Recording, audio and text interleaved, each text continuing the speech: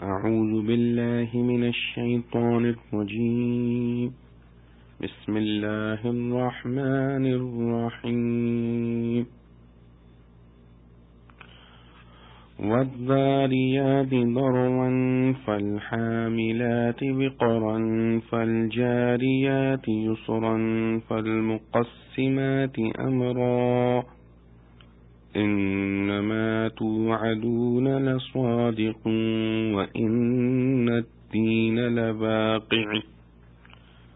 والسماء ذات الحبك إنكم لفي قول مختلف يؤفك عنه من أفك قتل الخراصون الذين هم في غمرة ساهون يسألون أيان يوم الدين يوم هم على النار يفتنون ذوقوا فتنتكم هذا الذي كنتم به تستعجلون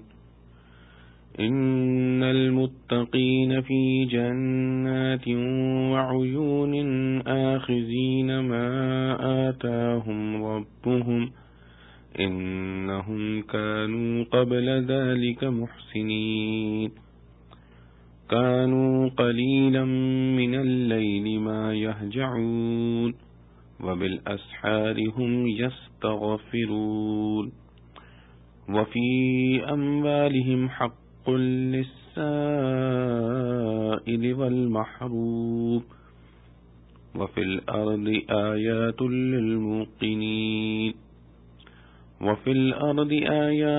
للموقنين وفي أنفسكم أفلا تبصرون وفي السماء رزقكم وما توعدون فورب السماء والأرض إنه لحق مثل ما أنكم تنطقون. سورۃ الذاریات. سورہ ذاریات مکہ میں نازل ہوئی اور اس کی 60 آیتیں ہیں اور 3 رکوع. شروع اللہ کے نام سے جو بے حد مہربان نہایت رحم والا ہے.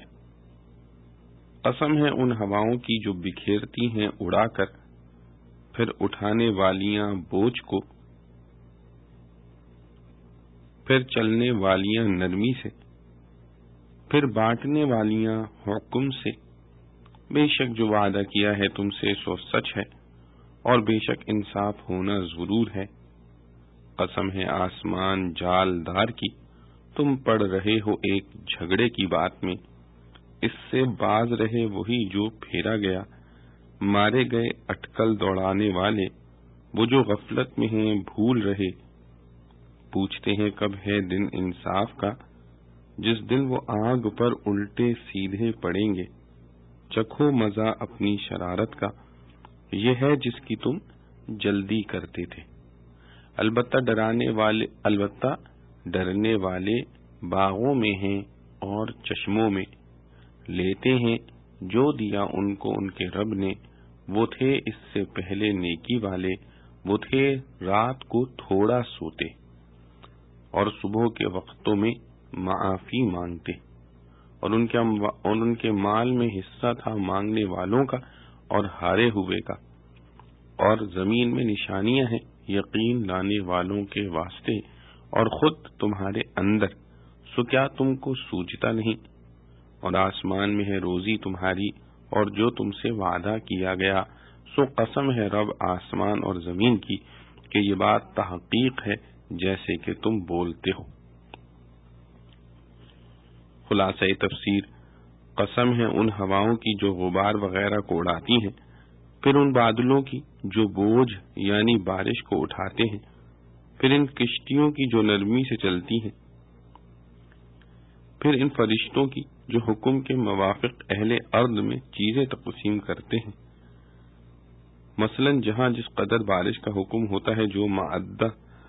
جو معدہ ہے رزق کا، وہاں بادلوں کے ذریعے سے اسی قدر پہنچاتے ہیں. اسی طرح حسب حدیث رحم مادر میں بچے کی صورت میں مذکر و مؤنث پوچھ کر بناتے ہیں اور سکینہ اور روب بھی تقسیم کرتے ہیں. آگے ان قسموں کا جواب ہے کہ تم سے جس قیامت کا وعدہ کیا جاتا ہے وہ بالکل سچ ہے اور اعمال کی جزا و سزا ضرور ہونے والی ہے۔ ان قسموں میں اشارہ ہے استدلال کی طرف، یعنی یہ سب تصرفات عجیبہ قدرت الہیہ سے ہونا دلیل ہے عظمت قدرت کی۔ پھر ایسی عظیم القدرت ذات کو قیامت کا واقع کرنا کیا مشکل ہے؟ اور تفسیر ان کلمات کی جن کی آیات مذکورہ میں قسم کھائی گئی ہے، در منصور میں حدیث مرفوع سے اسی طرح نقل کی ہے جو آگے آتی ہے، اور تخصیص ان چیزوں کی شاید اس لیے ہو کہ اس میں اشارہ ہو گیا مخلوق کی اصناف مختلفہ کی طرف، چنانچہ ملائکہ سماویات میں سے ہیں اور ریاح و سفن کشتیاں ارضیات میں سے، اور صحاب کائنات جو یعنی فضائی مخلوقات میں سے، اور ارضیات میں دو چیزیں جن میں ایک آنکھ سے نظر آتی ہے دوسری نظر نہیں آتی، شاید اس لیے آئی ہوں کہ قیامت کے متعلق ایک مضمون پر خود آسمان کی قسم ہے، جیسے اوپر سماویات کی تھی، یعنی قسم ہے آسمان کی جس میں فرشتوں کے چلنے کے راستے، کقولہ تعالی وَلَقَدْ خَلَقْنَا فَوْقَكُمْ سَبْعَ طَرَائِقَ۔ آگے جواب قسم ہے کہ تم یعنی سب لوگ قیامت کے بارے میں مختلف گفتگو میں ہو، کوئی تصدیق کرتا ہے کوئی تکذیب کرتا ہے۔ وَهَذَا كَقَوْلِهِ تَعَالَى عَنِ النَّبَإِ الْعَظِيمِ الَّذِي هُمْ فِيهِ مُخْتَلِفُونَ۔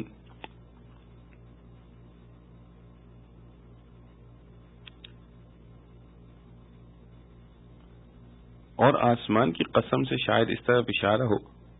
کہ جنت آسمان میں ہے اور آسمان میں راستہ بھی ہے، مگر جو حق میں اختلاف کرے گا اس کے لیے راہ بند ہو جاوے گی، اور ان اختلاف والوں میں اس وقوع قیامت و جزا کے اعتقاد سے وہی پھرتا ہے جس کو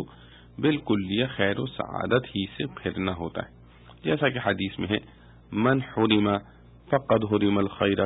کلہ، یعنی جو شخص اس سے محروم رہا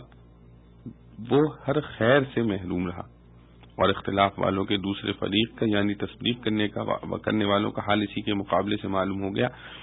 کہ وہ خیر و سعادت سے پھیرے ہوئے نہیں۔ اب آگے ان پھرنے والوں کی مذمت ہے کہ غارت ہو جائیں بے سند باتیں کرنے والے، یعنی جو قیامت کا انکار کرتے ہیں بلا اس کے کہ ان کے پاس کوئی اس کی دلیل ہو، جو کہ جہالت میں بھولے ہوئے ہیں۔ بھولنے سے مراد اختیاری غفلت ہے، اور وہ لوگ بطور استہزاء و استعجال کے پوچھتے ہیں کہ روز جزا کب ہوگا۔ آگے جواب ہے کہ وہ اس دن ہوگا جس دن کے وہ لوگ آپ پر تپائے جائیں گے،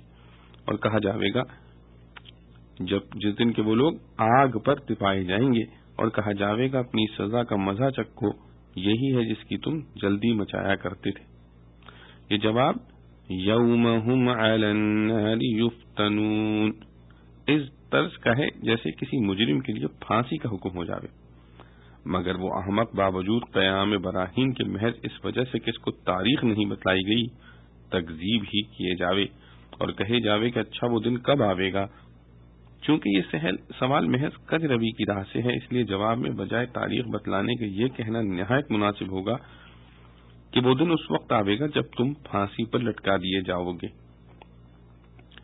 آگے دوسرے فریق یعنی مومنین و مصدقین کے ثواب کا ذکر ہے کہ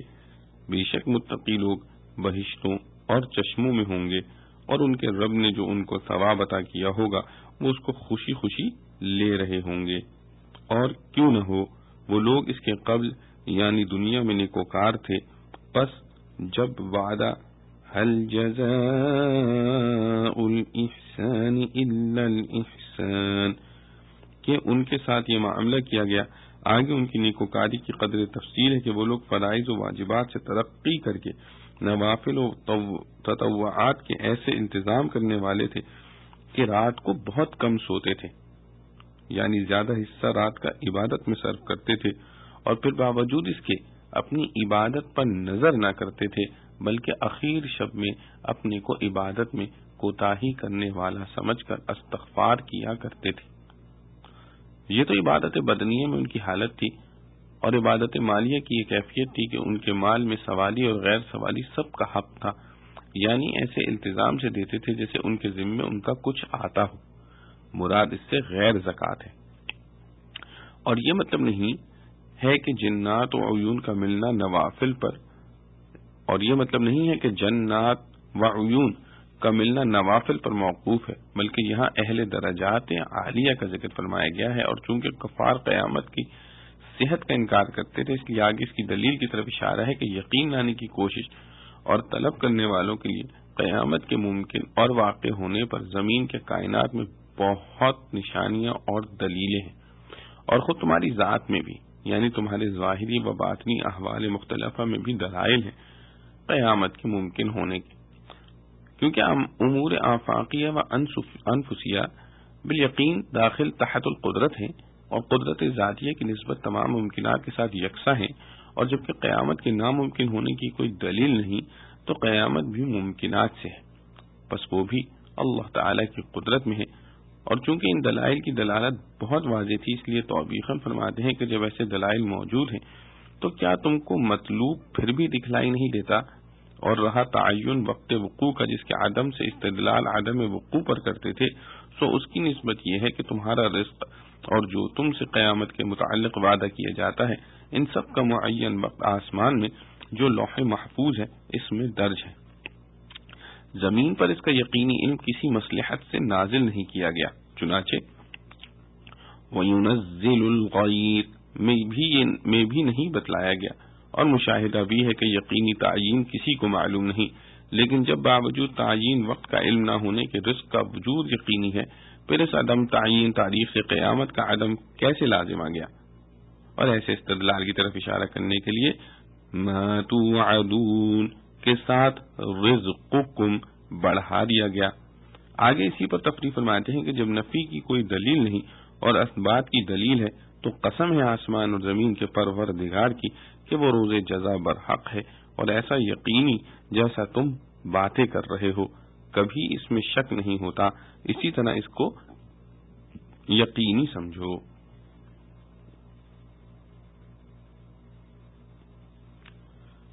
معارف و مسائل۔ سورہ ذاریات میں بھی اس سے پہلی سورت خوف کی طرح زیادہ تر مضامین آخرت و قیامت اور اس میں مردوں کے زندہ ہونے، حساب کتاب اور ثواب و عذاب کے متعلق ہیں۔ پہلی چند آیات میں اللہ تعالی نے چند چیزوں کی قسم کھا کر فرمایا ہے کہ قیامت کے متعلق جن چیزوں کا وعدہ کیا گیا ہے وہ سچا وعدہ ہے۔ جن چیزوں کی قسم کھائی ہے وہ چار ہیں: الذاریات ذروا، الحاملات وقرا، الجاریات یسرا، المقسمات امرا۔ ایک حدیث مرفوع ہے جس کو ابن کثیر نے ضعیف کہا ہے، اور حضرت فاروق اعظم اور حضرت علی مرتضی رضی اللہ عنہما سے موقوفاً ان چاروں چیزوں کے معنی اور مفہوم یہ بتلایا گیا ہے کہ ذاریات سے مراد وہ ہوائیں ہیں جن کے ساتھ غبار ہوتا ہے،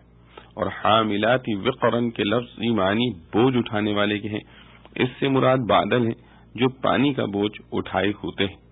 اور جاریات یسرن سے مراد کشتیاں ہیں جو پانی میں آسانی کے ساتھ چلتی ہیں، اور مقسمات امرن سے مراد وہ فرشتے ہیں جو اللہ تعالی کی طرف سے عام مخلوقات میں رزق اور بارش کا پانی اور تکلیف و راحت کی مختلف اقسام تقدیر الہی کے مطابق تقسیم کرتے ہیں۔ تفسیر ابن کثیر، قرطبی اور در منثور میں یہ روایات موقوفہ و مرفوعہ مذکور ہیں۔ وَالسَّمَاءِ ذَاتِ الْحُبُكِ إِنَّكُمْ لَفِي قَوْلٍ مُخْتَلِفٍ۔ حبک حبیکہ کی جمع ہے۔ کپڑے کی بناوٹ میں جو دھاریاں ہوتی ہیں ان کو حبک کہا جاتا ہے۔ وہ چونکہ راستے اور سڑک کے مشابہ ہوتی ہیں اس لیے راستوں کو بھی حبک کہہ دیا جاتا ہے۔ بہت سے حضرات مفسرین نے اس جگہ یہی معنی مراد لیے ہیں کہ قسم ہے آسمان کی جو راستوں والا ہے۔ راستوں سے وہ راستے بھی مراد ہو سکتے ہیں جن سے فرشتے آتے جاتے ہیں، اور اس سے مراد ستاروں اور سیاروں کے راستے اور ان کے مدار بھی ہو سکتے ہیں جو دیکھنے والوں کو آسمان میں نظر آتے ہیں۔ اور چونکہ یہ بناوٹ کی دھاریاں کپڑے کی زینت اور حسن بھی ہوتی ہیں، اس لیے بعض حضرات مفسرین نے یہاں حبک کے معنی زینت اور حسن کے لیے ہیں کہ قسم آسمان کی جو حسن و زینت والا ہے۔ یہ قسم جس مضمون کے لیے آئی ہے وہ انکم لفی قول مختلف میں مذکور ہے۔ بظاہر اس کے مخاطب مشرکین مکہ ہیں جو رسول اللہ صلی اللہ علیہ وسلم کے متعلق مختلف اور متضاد باتیں کہا کرتے تھے، کبھی مجنون، کبھی جادوگر، کبھی شاعر وغیرہ کے لغو خطابات دیتے تھے۔ اور ایک احتمال یہ بھی ہے کہ اس کے مخاطب عام امت کے لوگ مسلم و کافر سب ہوں، اور قول مختلف سے مراد یہ ہو کہ بعض تو رسول اللہ صلی اللہ علیہ وسلم پر ایمان لاتے اور تصدیق کرتے ہیں، بعض انکار و مخالفت سے پیش آتے ہیں۔ یؤفک عنہ من افک، افک کے لفظی معنی پھر جانے، منحرف ہو جانے کے ہیں، اور عنہ کی ضمیر میں دو احتمال ہیں، دونوں کے معنی الگ الگ ہیں۔ ایک احتمال تو یہ ہے کہ ضمیر قرآن اور رسول کی طرف راجع ہو، اور معنی یہ ہو کہ قرآن اور رسول سے وہی بد نصیب منحرف ہوتا ہے جس کے لیے محرومی مقدر ہو چکی ہے، اور دوسرا احتمال یہ ہے کہ ضمیر قول مختلف کی طرف راجع ہو، اور معنی یہ ہو کہ تمہارے مختلف اور متضاد اقوال کی وجہ سے وہی شخص قرآن اور رسول کا منکر ہوتا ہے جو بد نصیب محروم ہی ہو۔ قتل الخراصون، خراص کے لفظی معنی اندازہ لگانے والے اور ظن و تخمینہ سے بات کرنے والے کے ہیں۔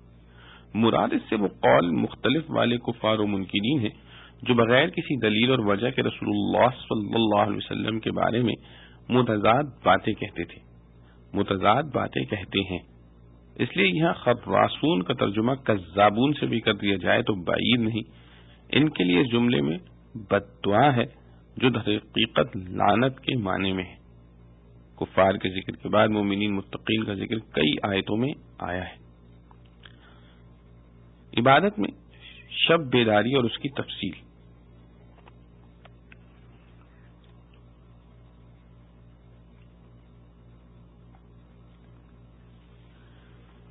كانوا قليلا من الليل ما يهجعون، یہجعون ہجوع سے مشتق ہے جس کے معنی رات کو سونے کے آتے ہیں۔ اس میں مومنین متقین کی یہ صفت بیان فرمائی ہے کہ وہ رات کو اللہ تعالی کی عبادت میں گزارتے ہیں، سوتے کم ہیں، جاگتے زیادہ ہیں، اور وقت نماز و عبادت میں گزارتے ہیں۔ یہ تفسیر ابن جریر نے اختیار کی ہے، اور حضرت حسن بصری رحمۃ اللہ علیہ سے یہی منقول ہے کہ متقین حضرات رات کو جاگنے اور عبادت کرنے کی مشقت اٹھاتے ہیں اور بہت کم سوتے ہیں۔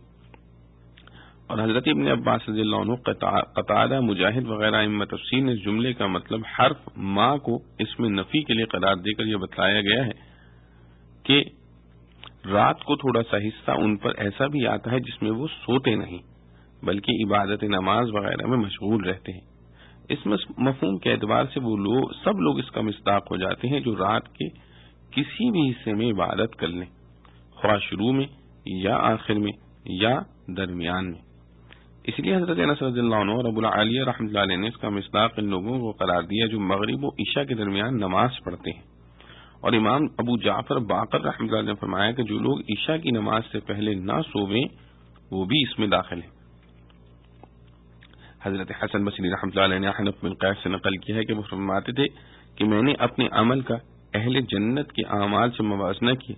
تو یہ دیکھا کہ وہ ایک ایسی قوم ہے جو ہم سے بہت بلند بالا اور ممتاز ہے۔ وہ ایک ایسی قوم ہے کہ ہمارے اعمال ان کے درجے تک نہیں پہنچتے کیونکہ وہ لوگ راتوں میں سوتے کم ہیں، عبادت زیادہ کرتے۔ پھر میں نے اپنے اعمال کا اہل جہنم کے اعمال سے موازنہ کیا تو دیکھا کہ وہ اللہ و رسول کی تکذیب کرنے والے، قیامت کا انکار کرنے والے ہیں جن چیزوں سے اللہ تعالی نے ہمیں محفوظ رکھا۔ اس لیے ہمارے اعمال موازنے کے وقت نہ اصل اہل جنت کے درجے کو پہنچتے ہیں اور نہ بحمدللہ اہل جہنم کے ساتھ ملتے ہیں۔ تو معلوم ہوا کہ ہمارا درجہ عمل کے اعتبار سے وہ ہے جن کا قرآن کریم نے ان الفاظ سے ذکر فرمایا ہے، خلطوا عملا صالحا وآخر سیئا، یعنی وہ لوگ جنہوں نے اچھے برے اعمال خلط ملط کر رکھے ہیں۔ تو ہم میں بہتر آدمی وہ ہے جو کم از کم اس طبقے کی حدود میں رہے۔ اور عبد الرحمن بن زید بن اسلم رضی اللہ عنہ فرماتے ہیں کہ بنی تمیم کے ایک شخص نے میرے والد سے کہا کہ اے ابو اسامہ رضی اللہ عنہ، ہم اپنے اندر وہ صفت نہیں پاتے جو اللہ تعالیٰ نے متقین کے لیے ذکر فرمائی ہے، یعنی کانوا قلیلا من اللیل ما یہجعون، کیونکہ ہمارا حال تو یہ ہے کہ قلیلا من اللیل ما نقوم، یعنی رات میں بہت کم جاگتے اور عبادت کرتے ہیں۔ میرے والد نے اس کے جواب میں فرمایا، بشارت ہے شخص کے لیے جس کو نیند آوے تو سو جاوے، مگر جب بیدار ہو تو تقوی اختیار کرے، یعنی خلاف شرع کوئی کام نہ کرے۔ مطلب یہ ہے کہ مقبولیت عند اللہ صرف رات کو بہت جاگنے میں منحصر نہیں۔ جو شخص نیند سے مجبور ہو اور رات میں زیادہ نہ جاگے مگر بیداری میں گناہ و معصیت سے بچے، وہ بھی قابل مبارکباد ہے۔ حدیث میں رسول اللہ صلی اللہ تعالی علیہ وسلم کا ارشاد بروایت عبداللہ بن سلام رضی اللہ عنہ منقول ہے، اے لوگو، تم لوگوں کو کھانا کھلاؤ، رشتہ داروں سے صلہ رحمی کرو اور سلام ہر شخص مسلمان کو کرو، اور رات کو اس وقت نماز پڑھو جب لوگ سو رہے ہوں، تو سلامتی کے ساتھ جنت میں داخل ہو جاؤ گے۔ استغفار سحری کی برکات و فضائل۔ وَبِالْأَسْحَارِ هُمْ يَسْتَغْفِرُونَ، یعنی مومنین متقین سحرگاہ کے وقت اپنے گناہوں سے استغفار کرتے ہیں۔ اسحار سحر کی جمع ہے، رات کے آخری چھٹے حصے کو سحر کہا جاتا ہے۔ اس آخری حصہ شب میں استغفار کرنے کی فضیلت اس آیت میں بھی ہے، اور دوسری آیت وَالْمُسْتَغْفِرِينَ بِالْأَسْحَارِ میں بھی۔ حدیث کی سب کتابوں میں حدیث مذکور ہے کہ اللہ تعالی ہر رات کو آخری تہائی حصے میں آسمان دنیا پر نزول اجلال فرماتے ہیں جو ان کی شان کے مناسب ہے۔ اس کی حقیقت کسی کو معلوم نہیں، اور اعلان فرماتے ہیں کہ ہے کوئی توبہ کرنے والا جس کی میں توبہ قبول کروں، ہے کوئی استغفار کرنے والا کہ میں اس کی مغفرت کروں۔ یہاں یہ بات قابل نظر ہے کہ استغفار سحری میں ان متقین کا بیان ہو رہا ہے جن کا حال اس سے پہلی آیت میں بتلایا گیا ہے کہ رات کو اللہ کی عبادت میں مشغول رہتے ہیں، بہت کم سوتے ہیں۔ ان حالات میں استغفار کرنے کا بظاہر کوئی جوڑ معلوم نہیں ہوتا، کیونکہ طلب مغفرت تو گناہ سے کی جاتی ہے۔ جن لوگوں نے ساری رات عبادت میں گزار دی وہ آخر میں استغفار کس گناہ سے کرتے ہیں؟ جواب یہ ہے کہ ان حضرات کو چونکہ حق تعالی کی معرفت حاصل ہے، اللہ تعالی کی عظمت شان کو پہچانتے ہیں اور اپنی ساری عبادت کو اس کے شان نہیں دیکھتے، اس لیے اپنی اس تقصیر و کوتاہی سے استغفار کرتے ہیں۔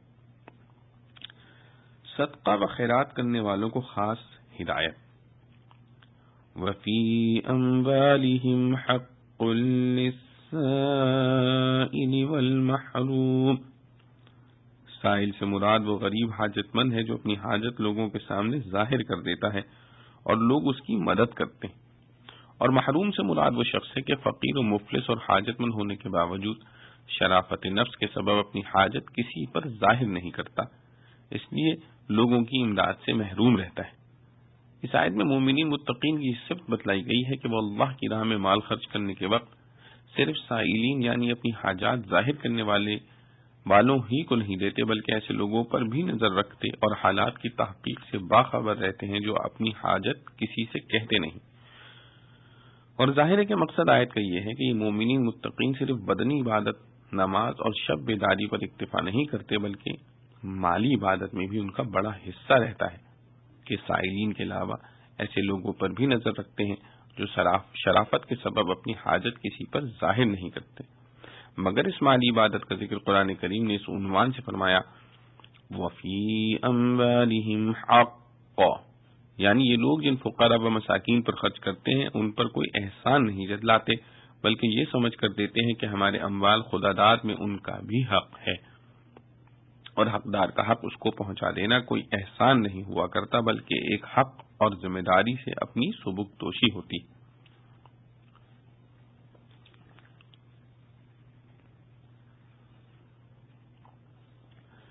آفاق و انفس دونوں میں قدرت کی نشانیاں۔ وَفِي الْأَرْضِ آيَاتٌ لِلْمُوقِنِينَ،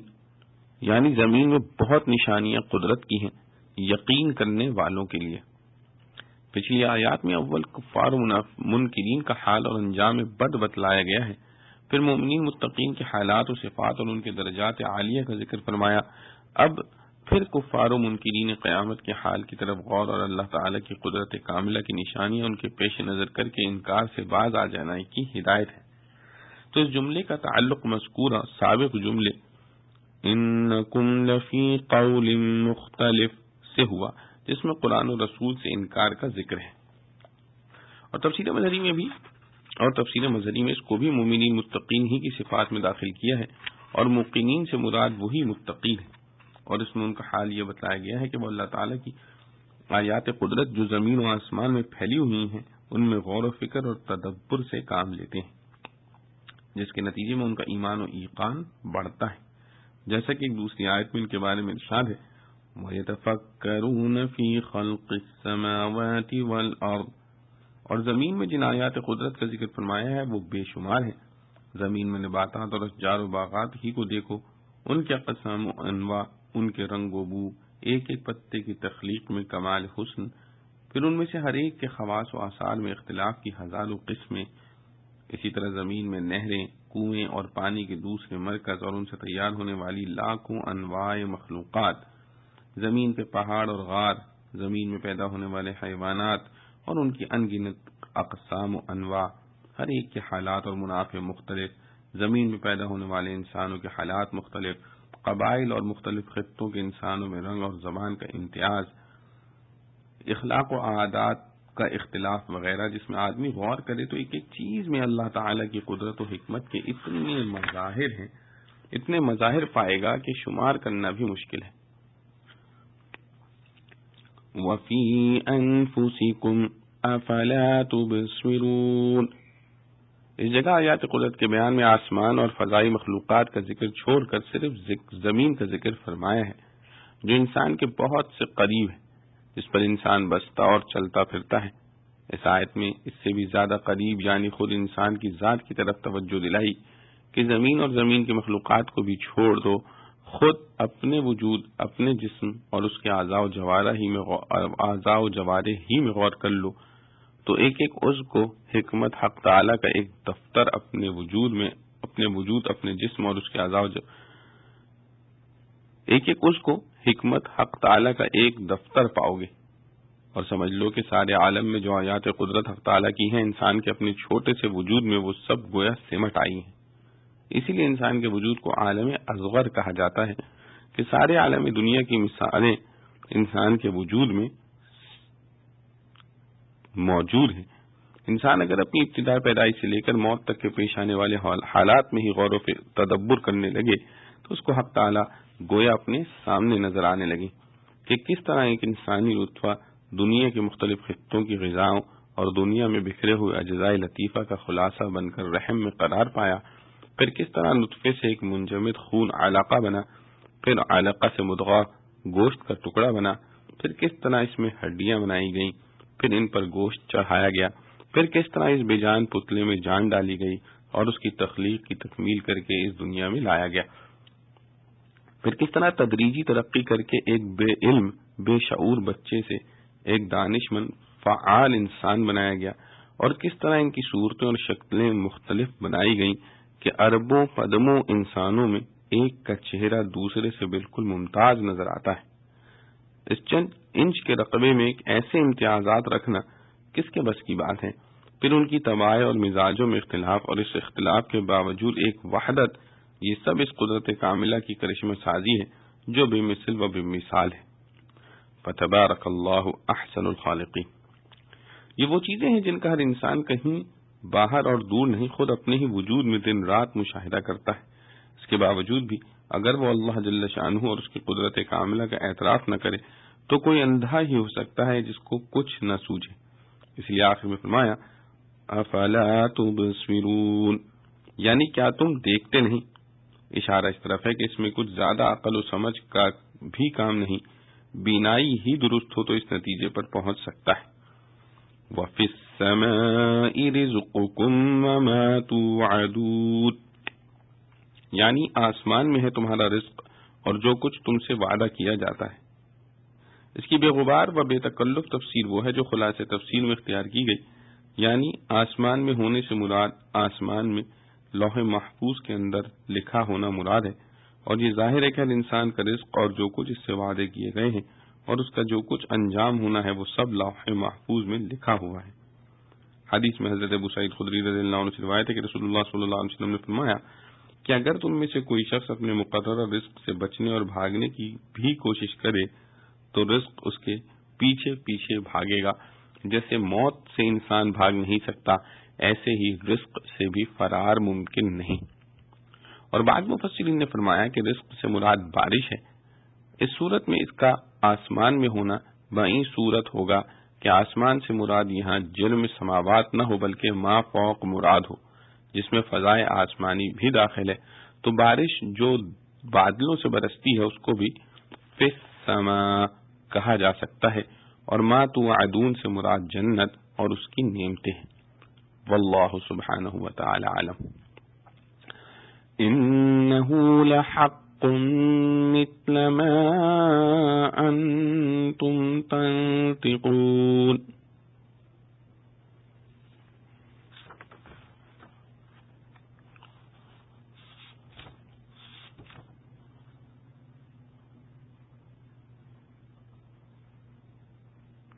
انہ لحق مثل ما انکم تنطقون، یعنی جس طرح تمہیں اپنے اپنے کلام کرنے میں کوئی شبہ نہیں ہوتا، اسی طرح قیامت کا آنا بھی ایسا ہی واضح اور کھلا ہوا ہے، اس میں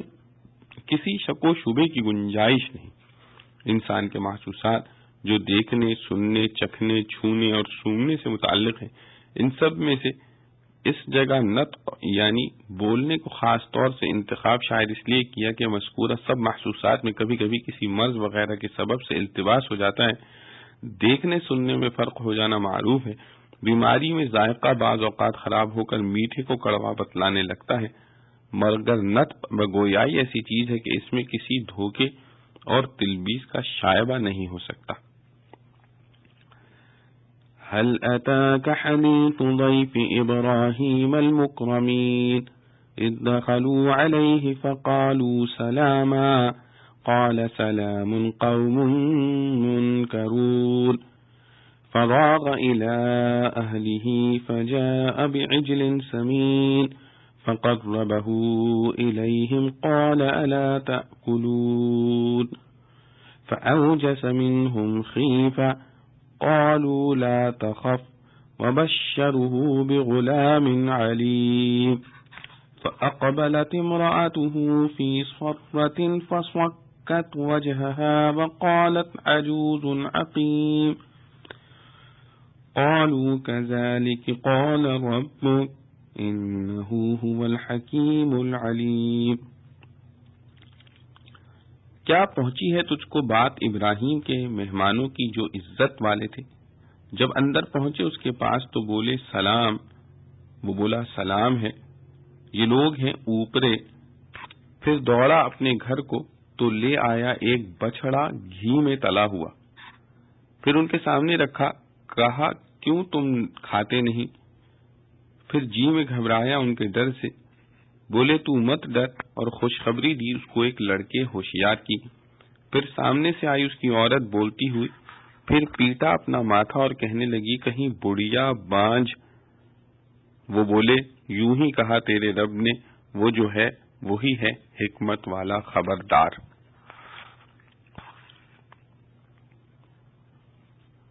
قال فما خطبكم أيها المرسلون قالوا إنا أرسلنا إلى قوم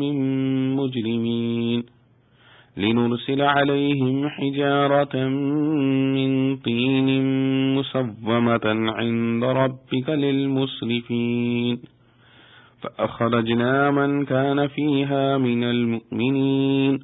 فما وجدنا فيها غير بيت من المسلمين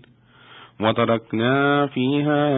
آية للذين يخافون العذاب الأليم وفي موسى إذ أرسلناه إلى فرعون بسلطان مبين فتولى بركنه وقال ساحر أو مجنون فأخذناه وجنوده فنبذناهم في اليم وهو مليم وفي عاد إذ أرسلنا عليهم الريح العقيم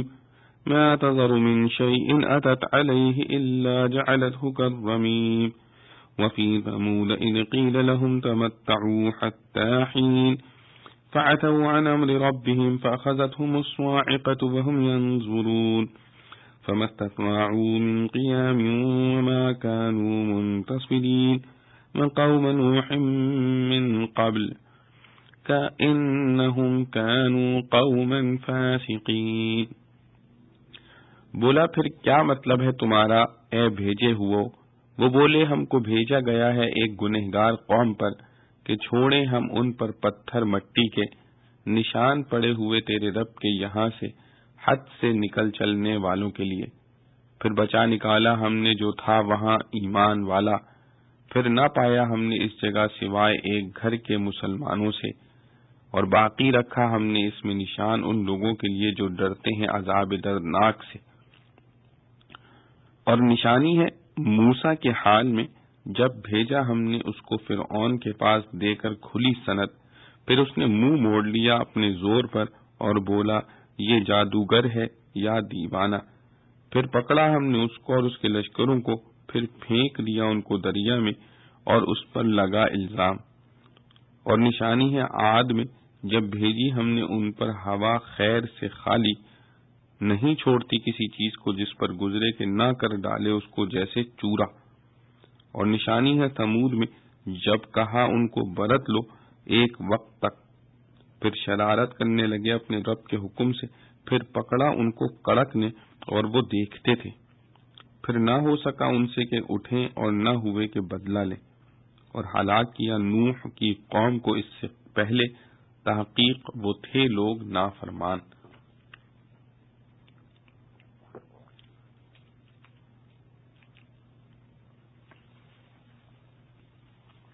خلاصہ تفسیر. اے محمد صلی اللہ علیہ وسلم، کیا ابراہیم علیہ السلام کے معزز مہمانوں کی حکایت آپ تک پہنچی ہے؟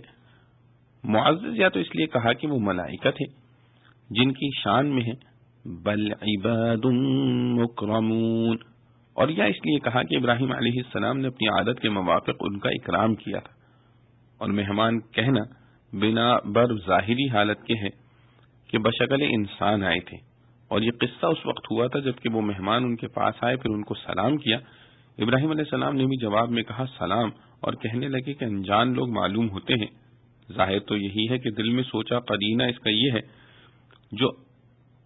کہ آگے جواب فرشتوں کا مذکور نہیں، اور احتمال بعید یہ بھی ہے کہ بطور پوچھنے کے انہی سے کہہ دیا ہو کہ آپ لوگوں کو پہچانا نہیں، اور انہوں نے جواب نہ دیا ہو. اور ابراہیم علیہ السلام نے جواب کا انتظار نہ کیا ہو، غرض سلام و کلام ہو کر پھر اپنے گھر کی طرف چلے اور ایک فربا بچڑا تلا ہوا لقولی تعالی بعجل حنیذ لائے اور اس کو ان کے پاس یعنی سامنے لا کر رکھا. چونکہ وہ فرشتے تھے کیوں کھاتے؟ اس وقت ابراہیم علیہ السلام کو شبہ ہوا اور کہنے لگے کہ آپ لوگ کھاتے کیوں نہیں؟ جب پھر بھی نہ کھایا تو ان سے دل میں خوف زدہ ہوئے کہ یہ لوگ کہیں مخالف اور اعداء میں سے نہ ہوں. کما مر فی سورہ ہود،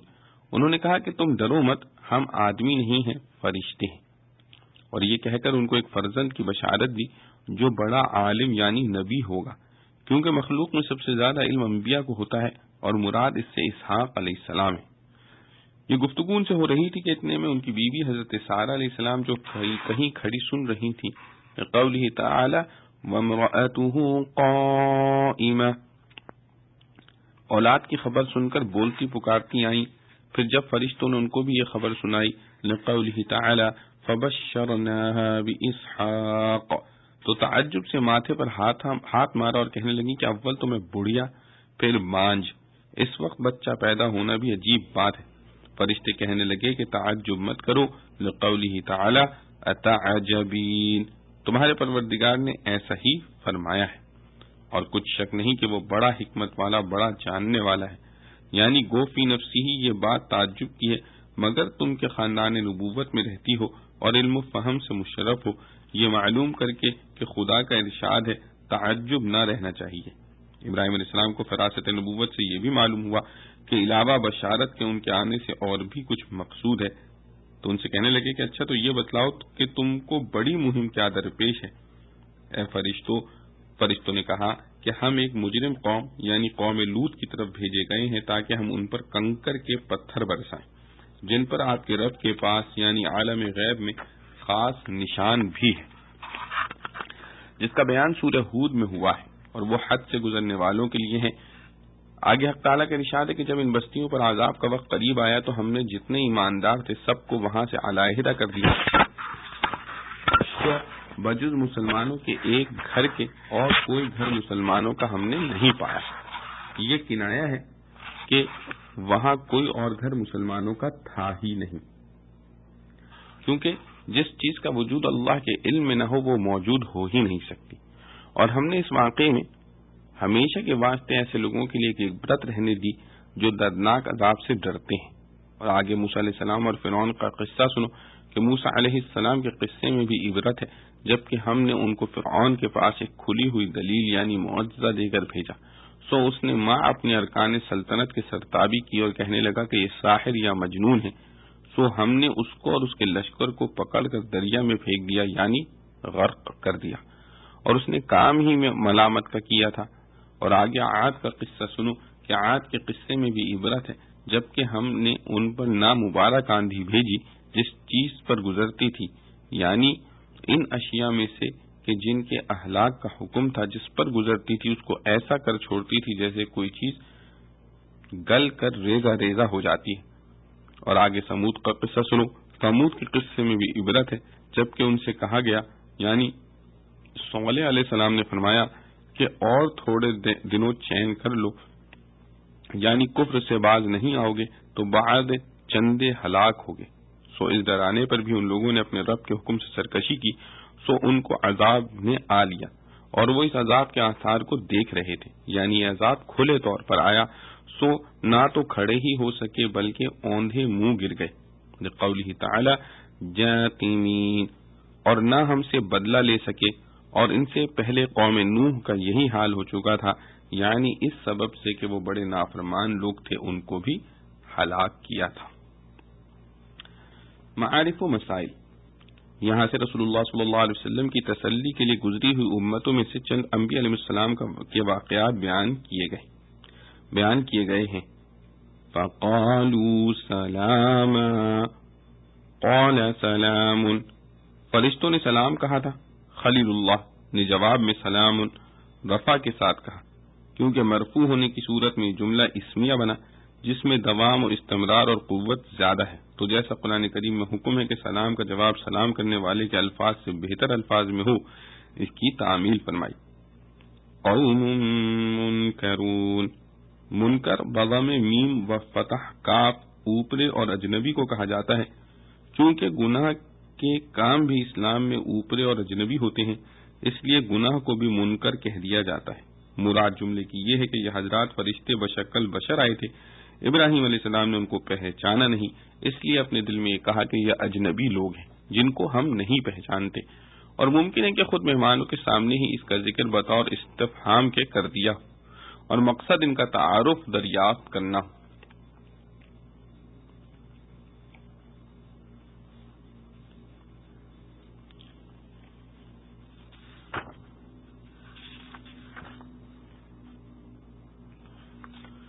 راغ الی اہلہ، راغ سے مشتق ہے جس کے معنی کسی جگہ سے کھسک جانے اور خفیہ طور پر چلے جانے کے ہیں۔ مطلب یہ ہے کہ ابراہیم علیہ السلام مہمانوں کے لیے کھانے کا انتظام کرنے کے لیے گھر میں اس طرح گئے کہ مہمانوں کو اٹھ کے جانے کی خبر نہ ہو، ورنہ وہ کھانا اور مہمانی لانے سے انکار کرتے۔ آداب مہمانی، ابن کثیر علیہ الرحمہ نے فرمایا کہ اس آیت میں مہمان کے لیے چند آداب میزبانی کی تعلیم ہے۔ پہلی بات تو یہ ہے کہ پہلے مہمانوں سے پوچھا نہیں کہ میں آپ کے لیے کھانا لاتا ہوں، بلکہ چپکے سے کھسک گئے اور ان کی مہمانی کے لیے اپنے پاس جو سب سے اچھی چیز کھانے کی تھی یعنی بچھڑا ذبح کیا، اس کو بھونا اور لے آئے۔ اور دوسرے یہ کہ لانے کے بعد مہمانوں کو اس کی تکلیف نہیں دی کہ ان کو کھانے کی طرف بلاتے، بلکہ جہاں وہ بیٹھے تھے وہیں لا کر ان کے سامنے پیش کر دیا۔ فَقَرَّبَهُ إِلَيْهِمْ، تیسرے یہ کہ مہمانی پیش کرنے کے وقت انداز گفتگو میں کھانے پر اصرار نہ تھا، بلکہ فرمایا الا تأکلون، کیا آپ کھائیں گے نہیں؟ اشارہ اس طرف ہوا کہ اگرچہ آپ کو حاجت کھانے کی نہ ہو مگر ہماری خاطر سے کچھ کھائیے۔ فأوجس منہم، یعنی ابراہیم علیہ السلام ان کے کھانا نہ کھانے کی وجہ سے ان سے خطرہ محسوس کرنے لگے، جس کی وجہ یہ تھی کہ اس وقت شرفاء کا تعامل تھا کہ مہمان کچھ نہ کچھ مہمانی قبول کرتا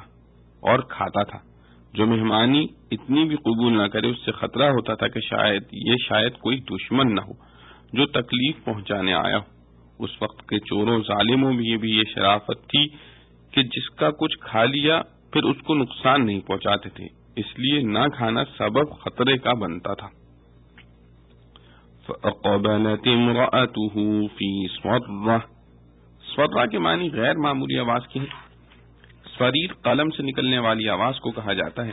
مراد یہ ہے کہ حضرت سارہ رضی اللہ عنہا نے جب سنا کہ فرشتے ابراہیم علیہ السلام کو بچے کی پیدائش کی خوشخبری دے رہے ہیں اور یہ ظاہر تھا کہ بچہ بیوی سے پیدا ہوتا ہے، بیوی حضرت سارہ ہی تھی، تو سمجھیں کہ یہ خوشخبری ہم دونوں ہی کے لیے ہے، تو غیر اختیاری طور پر ان کے منہ سے کچھ الفاظ حیرت و تعجب کے نکلے اور کہا عجوز عقیم، کہ اول تو میں بڑھیا پھر بانجھ، یعنی جوانی میں بھی اولاد کے قابل نہیں تھی، اب بڑھاپے میں یہ کیسے ہوگا؟ جس کے جواب میں فرشتوں نے فرمایا کذالک، یعنی اللہ تعالی کو سب قدرت ہے، یہ کام یوں ہی ہوگا.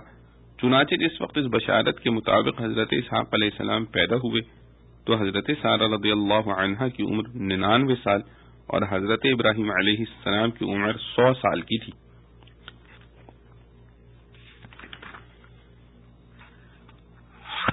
اس گفتگو میں جو حضرت ابراہیم علیہ السلام کو یہ معلوم ہو گیا کہ یہ مہمان اللہ کے فرشتے ہیں تو پوچھا کہ آپ کس مہم پر تشریف لائے ہیں. انہوں نے حضرت لوط علیہ السلام کی قوم پر عذاب نازل کرنے کا تذکرہ کیا کہ ان کی قوم پر پتھراؤ کیا جائے گا، اور پتھراؤ بھی کچھ بڑے بڑے پتھروں سے نہیں بلکہ مٹی سے بنی ہوئی کنکریوں سے ہوگا. مصومۃ عند ربک، یعنی کنکریاں اللہ کی طرف سے خاص علامت لگی ہوئی ہوں گی. بعض مفسرین نے فرمایا کہ ہر کنکری پر اس شخص کا نام لکھا تھا جس کو ہلاک کرنے کے لیے یہ بھیجی گئی تھی، اور وہ جس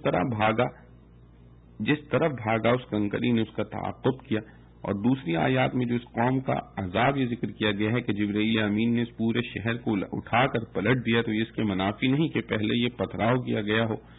اس کے بعد پوری زمین کا تختہ الٹا گیا ہو. قوم لوط علیہ السلام کے بعد قوم موسیٰ علیہ السلام اور فرعون وغیرہ کا ذکر فرمایا. اس میں فرعون کو جب موسیٰ علیہ السلام نے پیغام حق دیا تو فرعون کا عمل یہ ذکر فرمایا فتولی برکنی، یعنی فرعون موسیٰ علیہ السلام کی طرف سے رخ پھیر کر اپنی قوت یعنی اپنی فوج اور عمرائے دولت کی طرف متوجہ ہو گیا.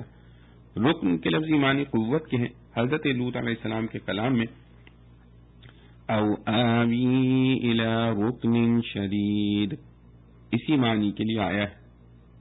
اس کے بعد قوم عاد و ثمود اور آخر میں قوم نوح کا واقعہ بیان فرمایا.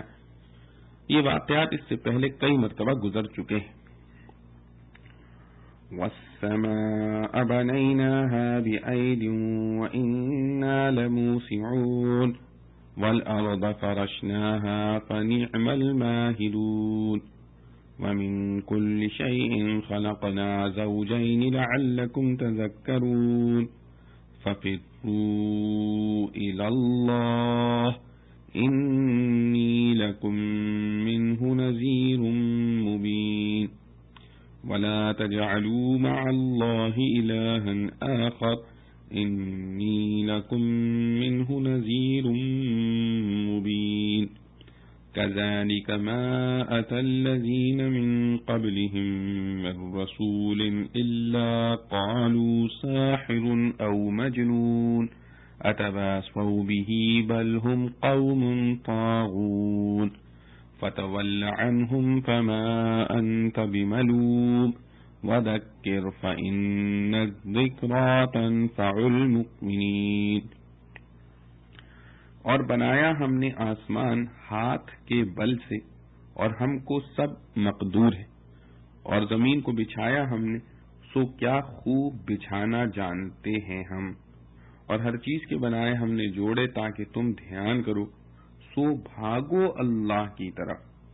میں تم کو اس کی طرف سے ڈر سناتا ہوں کھول کر، اور مت ٹھہراؤ اللہ کے ساتھ اور کسی کو معبود،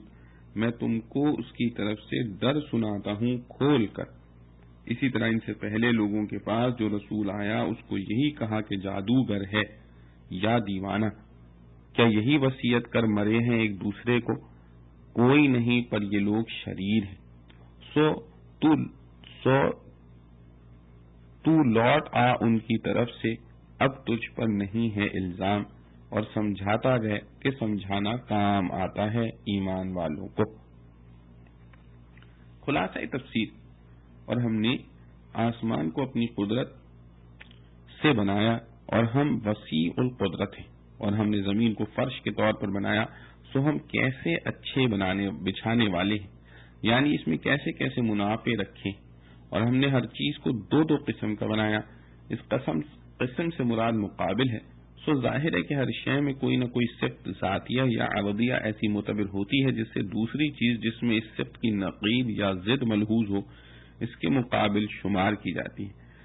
جیسے آسمان و زمین، جوہر و عرض، گرمی و سردی، شیریں و تلخ، چھوٹی و بڑی، خوشنما و بدنما،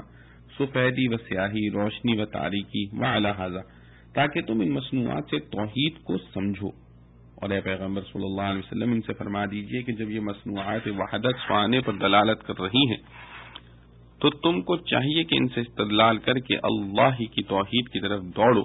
اور اول تو بوجہ دلائل مذکورہ کہ خود عقل ہی اعتقاد توحید کو ضروری بتلا رہی ہے، پھر اوپر سے میں بھی تمہارے سمجھانے کے واسطے اللہ کی طرف سے صاف طور پر ڈرانے والا ہو کر آیا ہوں کہ منکر توحید کو عذاب ہوگا۔ بس خوف عذاب کے اعتبار سے اعتقاد توحید اور بھی ضروری ہو گیا، اور پھر اور زیادہ توضیح سے کہتا ہوں کہ خدا کے ساتھ کوئی اور معبود قرار نہ دو۔ پھر تغیر عنوان کے ساتھ مضمون توحید کی وجہ سے انذار کی پھر تاکید ہے کہ میں تمہارے سمجھانے کے واسطے اللہ کی طرف سے کھلا ڈرانے والا ہو کر آیا ہوں۔ آگے حق تعالیٰ کا ارشاد ہے کہ آپ واقع میں بلا شبہ نذیر مبین ہیں، جیسا ابھی مذکور ہوا، لیکن یہ آپ کے مخالفین ایسے جاہل ہیں کہ نعوذ باللہ آپ کو کبھی ساحر کبھی مجنون بتلاتے ہیں، سو آپ صبر کیجئے، کیونکہ جس طرح یہ آپ کو کہہ رہے ہیں اسی طرح جو کافر لوگ ان سے پہلے ہو گزرے ہیں ان کے پاس کوئی پیغمبر ایسا نہیں آیا جس کو انہوں نے یعنی کل نے یا بعض نے ساحر یا مجنون نہ کہا ہو۔ آگے کفار کے اس قول ساحر او مجنون پر متفق ہونے سے تعجب دلاتے ہیں کہ کیا اس بات کی ایک دوسرے کو وصیت کرتے چلے آئے تھے، یعنی یہ اجماع تو ایسا ہو گیا جیسے ایک دوسرے کو کہتے چلے آئے ہوں کہ دیکھو جو رسول آوے تم بھی ہماری طرح کہنا۔ آگے حقیقت واقعہ بیان فرماتے ہیں کہ تواسی واقع نہ ہوئی تھی، کیونکہ بعض قومیں بعض قوموں سے ملی بھی نہیں، بلکہ وجہ اس اجماع و اتفاق کی یہ ہوئی کہ یہ سب کے سب سرکش لوگ ہیں، یعنی سبب اس قول کا سرکشی ہے، چونکہ وہ ان سب میں مشترک ہے اس لیے قول بھی مشترک ہو گیا۔ سو جب پہلے لوگ بھی ایسے گزرے ہیں اور سبب اس کا معلوم ہو گیا کہ انہی کا طغیان ہے، تو آپ ان کی طرف التفات نہ کیجیے، یعنی ان کی تکذیب کی پرواہ اور غم نہ کیجیے، کیونکہ آپ صلی اللہ علیہ وسلم پر کسی طرح کا الزام نہیں، کقولہ تعالی وَلَا تُسْأَلُ عَنْ أَصْحَابِ الْجَحِيمِ، اور اطمینان کے ساتھ اپنے منصبی کام میں لگے رہیے، فقط سمجھاتے رہیے، کیونکہ سمجھانا جن کی قسمت میں ایمان نہیں ان پر تو اتمام حجت ہوگا، اور جن کی قسمت میں ایمان ہے اور ان ایمان لانے والوں کو بھی اور جو پہلے مومن ہیں ان کو بھی نفع دے گا۔ بہرحال تذکیر میں عام فوائد اور حکمتیں سب کے اعتبار سے ہیں، آپ اس کو کیے جائیے اور کسی کے ایمان لانے کا غم نہ کیجیے۔ معارف و مسائل، سابقہ آیات میں قیامت و آخرت کا بیان اور اس کو نہ ماننے والوں پر عذاب کا ذکر تھا۔ ان آیات میں بھی حق تعالی کی قدرت کاملہ کا بیان ہے جس سے قیامت اور اس میں مردوں کے دوبارہ زندہ ہونے پر تعجب منکرین کی طرف سے کیا جاتا ہے، اس کا ازالہ ہے۔ نیز توحید کا اثبات اور رسالت پر ایمان کی تاکید ہے۔ بنیناها بأید وإنا لموسعون، لفظ عید قوت و قدرت کے معنی میں آتا ہے۔ اس جگہ حضرت ابن عباس رضی اللہ عنہ نے عید کی یہی تفسیر فرمائی، فَفِرُّوا إِلَى اللَّهِ، یعنی دوڑو اللہ کی طرف۔ حضرت ابن عباس رضی اللہ عنہ نے فرمایا کہ مراد یہ ہے کہ اپنے گناہوں سے بھاگو اللہ کی طرف توبہ کے ذریعے۔ ابو بکر الضاق اور جنید بغدادی علیہ الرحمہ نے فرمایا کہ نفس و شیطان معاصی کی طرف دعوت دینے والے ہیں اور بہکانے والے ہیں، تم ان سے بھاگ کر اللہ کی طرف پناہ لو تو وہ تمہیں ان کے شر سے بچا لیں گے۔ وَمَا خَلَقْتُ الْجِنَّ وَالْإِنسَ إِلَّا لِيَعْبُدُونِ مَا أُرِيدُ مِنْهُمْ مِنْ رِزْقٍ وَمَا أُرِيدُ أَنْ يُطْعِمُونِ إِنَّ اللَّهَ هُوَ الرَّزَّاقُ ذُو الْقُوَّةِ الْمَتِينُ فَإِنَّ لِلَّذِينَ ظَلَمُوا ذَنُوبًا مِثْلَ ذَنُوبِ أَصْحَابِهِمْ فَلَا يَسْتَعْجِلُونَ فَوَيْلٌ لِّلَّذِينَ كَفَرُوا مِن يَوْمِهِمُ الَّذِي يُوعَدُونَ۔ اور میں نے جو بنائے جن اور آدمی سو اپنی بندگی کو، میں نہیں چاہتا ان سے روزینہ اور نہیں چاہتا کہ مجھ کو کھلائیں۔ اللہ جو ہے وہی ہے روزی دینے والا، زور آور مضبوط۔ سو ان گنہگاروں کا بھی ڈول بھر چکا ہے جیسے ڈول بھرا ان کے ساتھیوں کا، اب مجھ سے جلدی نہ کریں۔ سو خرابی ہے منکروں کو ان کے اس دن سے جس کا ان سے وعدہ ہو چکا ہے۔ خلاصہ تفسیر، اور میں نے جن اور انسان کو دراصل اسی واسطے پیدا کیا ہے کہ میری عبادت کیا کریں، اور طبعاً اور تکمیلاً للعبادت جن و انس کی پیدائش پر دوسرے منافع کا مرتب ہونا اس کے منافی نہیں، اور اسی طرح بعض جن و انس سے عبادت کا صادر نہ ہونا بھی اس مضمون کے منافی نہیں، کیونکہ حاصل اس لیعبدون کا ارادہ تشریعیہ ہے، یعنی ان کو عبادت کا حکم دینا، نہ کہ ارادہ تکوینیہ یعنی عبادت پر مجبور کرنا۔ اور تخصیص جن و انس کی اس لیے ہے کہ عبادت سے مراد عبادت بالاختیار و ابتلا ہے، اور ملائکہ میں اگرچہ عبادت ہے ابتلا نہیں، اور دوسری مخلوقات حیوانات و نباتات وغیرہ میں اختیار نہیں۔ حاصل ارشاد کا یہ ہے کہ مجھ کو مطلوب شرعی ان سے عبادت کرانا ہے، باقی میں ان سے مخلوق کی رزق رسانی کی درخواست نہیں کرتا، اور نہ یہ درخواست کرتا ہوں کہ وہ مجھ کو کھلایا کرے۔ اللہ خود ہی سب کو رزق پہنچانے والا ہے، تو ہم کو اس کی ضرورت ہی کیا تھی کہ ہم مخلوقات کی روزی رسانی ان کے متعلق کرتے، اور وہ قوت والا نہایت قوت والا ہے کہ اس میں عجز و ضعف اور کسی قسم کی احتیاج کا عقلی احتمال بھی نہیں، تو ان سے کھانا مانگنے کا کوئی امکان ہی نہیں۔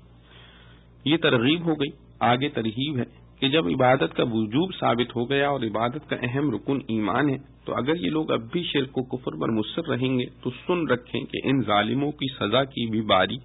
علم الہی میں مقرر ہے، جیسے ان کے گزشتہ ہم مشربوں کی باری مقرر تھی، یعنی ہر مجرم ظالم کے لیے اللہ کے علم میں خاص وقت مقرر ہے۔ اس طرح نوبت بنوبت ہر مجرم کی باری آتی ہے تو وہ عذاب میں پکڑا جاتا ہے، کبھی دنیا و آخرت دونوں میں، اور کبھی صرف آخرت میں۔ سو مجھ سے عذاب جلدی طلب نہ کریں، جیسا کہ ان کی عادت ہے کہ وعیدیں سن کر تکذیب کے طور پر استعجال کرنے لگتے ہیں۔ غرض جب وہ باری کے دن آئیں گے جن میں سب سے اشد یوم موعود یعنی قیامت ہے، تو ان کافروں کے لیے اس دن کے آنے سے بڑی خرابی ہوگی جس کا ان سے وعدہ کیا جاتا ہے۔ چنانچہ خود سورت بھی اسی وعدے سے شروع ہوتی ہے،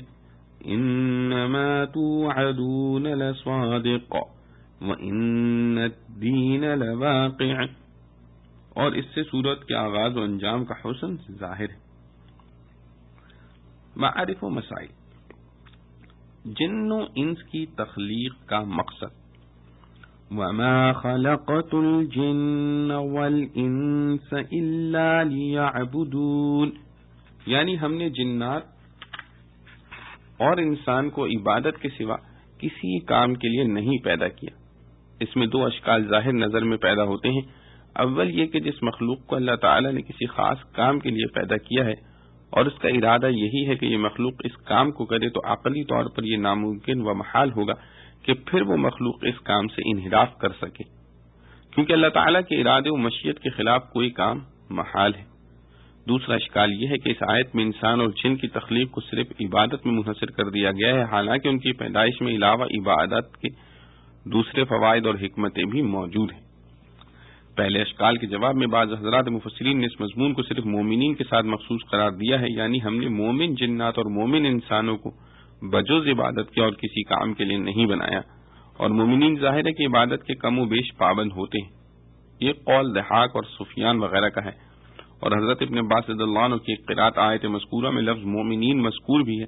اور قرات اس طرح ہے وَمَا خَلَقْتُ الْجِنَّ وَالْإِنسَ مِنَ الْمُؤْمِنِينَ إِلَّا لِيَعْبُدُونَ. اس قرات سے بھی اس کی تائید ہوتی ہے کہ مضمون صرف مومنین کے حق میں آیا ہے، اور خلاصہ تفسیر میں اس اشکال کو رفع کرنے کے لیے کہا گیا ہے کہ اس آیت میں ارادہ الہیہ سے مراد ارادہ تکوینی نہیں ہے جس کے خلاف کا وقوع محال ہوتا ہے، بلکہ ارادہ تشریعی ہے، یعنی یہ کہ ہم نے ان کو صرف اس لیے پیدا کیا ہے کہ ہم ان کو عبادت کے لیے معمور کریں. امر الہی چونکہ انسانی اختیار کے ساتھ مشروط رکھا گیا ہے، اس کے خلاف کا وقوع محال نہیں، یعنی اللہ تعالی نے تو حکم عبادت کا سب کو دیا ہے مگر ساتھ ہی اختیار بھی دیا ہے. اس لیے کسی نے اپنے خودداد اختیار کو صحیح خرچ کیا، عبادت میں لگ گیا، کسی نے اس اختیار کو غلط استعمال کیا، عبادت سے منحرف ہو گیا. یہ قول حضرت علی کرم اللہ وجہہ سے بغوی رحمۃ اللہ نے نقل کیا ہے، اور زیادہ بہتر اور بے غبار توجیہ وہ ہے جو تفسیر مظہری میں کی گئی ہے کہ مراد آیت کی یہ ہے کہ ہم نے ان کی تخلیق اس انداز پر کی ہے کہ ان میں استعداد اور صلاحیت عبادت کرنے کی ہو. چنانچہ ہر جن و انس کی فطرت یہ استعداد قدرتی موجود ہے. ہر جن و انس کی فطرت میں یہ استعداد قدرتی موجود ہے. پھر کوئی اس استعداد کو صحیح مصرف میں خرچ کر کے کامیاب ہوتا ہے، کوئی اس استعداد کو اپنی معاصی اور شہوات میں ضائع کر دیتا ہے. اور اس مضمون کی مثال وہ حدیث ہے جس میں رسول اللہ صلی اللہ علیہ وسلم نے فرمایا ہر پیدا ہونے والا بچہ فطرت پر پیدا ہوتا ہے، پھر اس کے ماں باپ اس کو اس فطرت سے ہٹا کر کوئی یہودی بنا دیتا ہے، کوئی مجوسی. فطرت پر پیدا ہونے سے مراد اکثر علماء کے نزدیک دین اسلام پر پیدا ہونا ہے. تو جس طرح اس حدیث میں بتلایا گیا ہے کہ ہر انسان میں فطری اور خلقی طور پر اسلام و ایمان کی استعداد و صلاحیت رکھی جاتی ہے، پھر کبھی اس کے ماں باپ اس صلاحیت کو ضائع کر کے کفر کے طریقوں پر ڈالتے ہیں. اسی طرح اس آیت میں اِلَّا لِيَعْبُدُونَ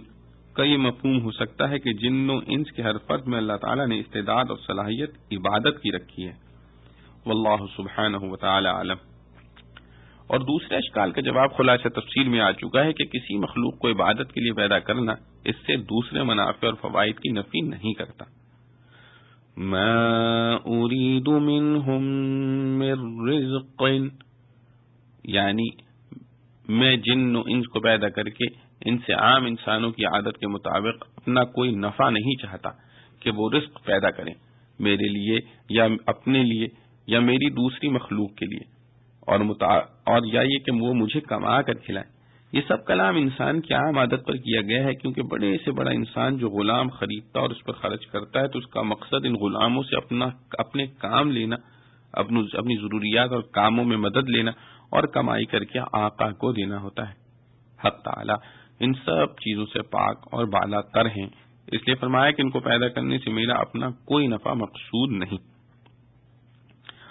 ذنوباً، لفظ ذنوب بفتحہ الزال اصل میں بڑے ڈول کو کہا جاتا ہے،